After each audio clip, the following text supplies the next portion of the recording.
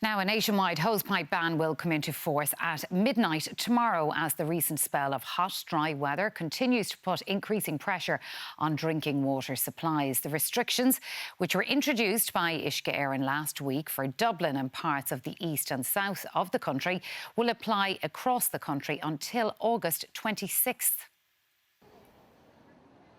Clonakilty, County Cork. Hot, dry and at this time of year full of tourists. It's typical of the places where water supply is under pressure. It has its own reservoir, but every day now Uisce Éireann has to ship tankers, each filled with 30,000 litres of water to add to the local reservoir just to meet the demand. The tankers are filled at the Uisce water treatment plant 52 kilometres away. They're also being sent to 28 other locations around County Cork. It's a pattern being replicated in other counties around the country too. We're under massive pressure, and that's why we're really appealing to the public here today as well to do their part in this.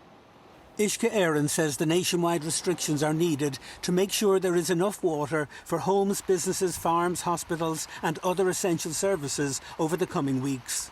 People are being urged to avoid all unnecessary water use. That means no hose pipes for washing cars, watering gardens or filling paddling pools. The utility says using a garden hose or sprinkler for just 1 hour can consume more water than the average family uses in an entire day.